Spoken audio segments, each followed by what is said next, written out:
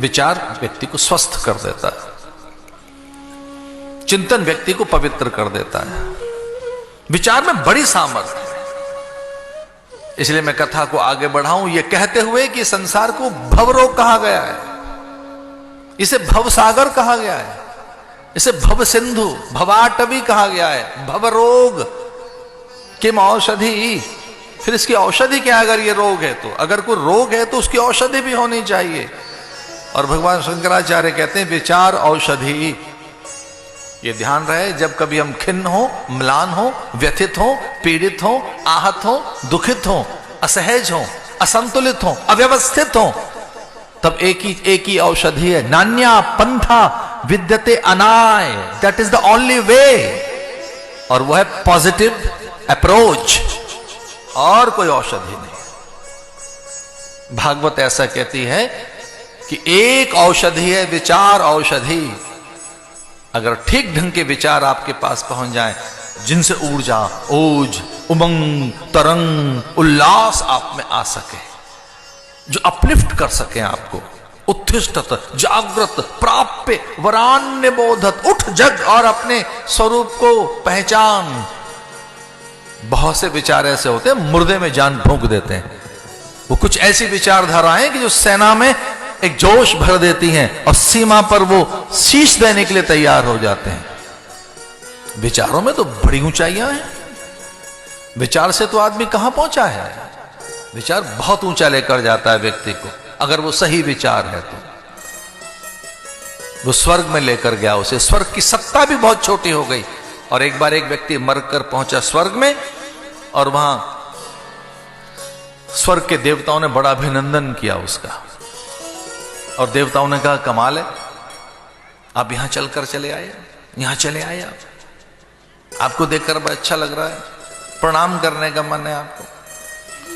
वो मृतक स्वर्ग में जब पहुंचा तो देवताओं ने अभिनंदन किया और सब उसका बार बार स्वागत करने लगे, सम्मान करने लगे।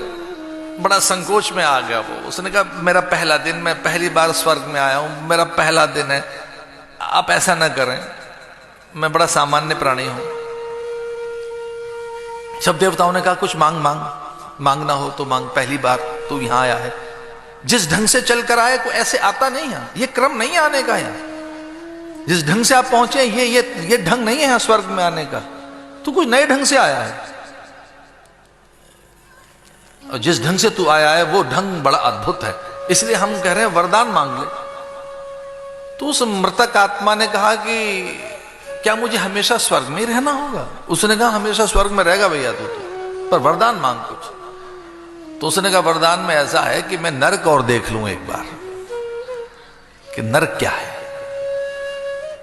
जब रहना यहां है, जीवन भर आपके साथ बिताना है, तो एक बार नरक भी देख ले, नरक कैसा है। देवताओं ने कहा ठीक है भाई, नरक में ले जाओ उसे। लेकिन कुछ दिन के बाद वो बड़ा उदास सा था वहां।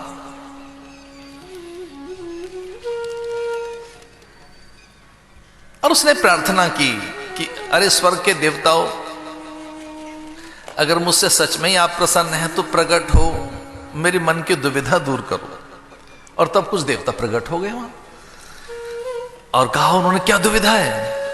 तो उसने कहा कि मैंने तो नरक मांगा था, और यहां नरक जैसा कुछ नहीं दिख रहा है। न कोई हताश है, यहां कोई निराश है, न कोई घृणा करता, न ग्लानि है, न ईर्षा है, न राग द्वेष है, न किसी के प्रति कोई यहां क्रोध से भरा है, न किसी का कोई अहित करना चाहता है, न किसी का कोई यहां अपमान करना चाहता है, न कोई अभाव है, और तो और यहां किसी प्रकार का कोई कष्ट भी नहीं है, कोई त्रास भी नहीं है, कोई पीड़ा नहीं है। यहां तो सभी प्रसन्न है, तो आप मुझे कहां छोड़ गए? तो स्वर्ग के देवताओं ने कहा हमने तो आपको नरक में ही छोड़ा है, नरक ही है, इन सभी प्राणियों से पूछ लो। और उस मृतक आत्मा ने कहा कि अरे भाई ये कौन सा लोक है, क्या सच में ये नरक है? तो उस लोक के प्राणियों ने कहा हाँ ये नरक ही है, लेकिन जब से आप आए तब से स्वर्ग हो गया है। ये तो नरक ही था, लेकिन जब से आप आए हैं क्या कोई एक ऐसी अप्रोच, कोई ऐसी पहल कर सकते हैं हम कि दूसरों के काम आ सके, कुछ ऐसा कर सके, नया कर सके, कुछ नई चीज कर सके? उसने कहा कि तू जहां जाएगा वहां उजाला देगा। एक जो सही अप्रोच है, जो एक पॉजिटिव थिंकिंग है, जो एक सही सोच है, बहुत ऊंचा लेकर जाती है, बहुत ऊंचा लेकर जाती है। उसने कहा ये तो नर्क ही था। वहां के प्राणियों ने कहा आपके आने से स्वर्ग हो गया, आपके आने से, आपके जीवन जीने के ढंग से, एक ढंग ही तो है जो बदलना है, सोच की तो बदलनी है, और क्या बदलना है। और फिर पदार्थ आपको प्रसन्नता देने लगेंगे, वो प्रीतिकारक लगने लगेंगे, वे प्रचुर लगने लगेंगे, वे विपुल लगने लगेंगे, वे अंतहीन लगने लगेंगे। और मैं और आप जिस युग में जीवन जी रहे हैं उसमें साधन अनंत हैं और असंतोष अपरिमित है। मैं और आप जिस युग में जीवन जी रहे हैं उसमें अंतहीन साधन पर अपरिमित असंतोष। हम सेटिस्फाइड ही नहीं, कोई चीज हमें सेटिस्फाइड नहीं कर रही।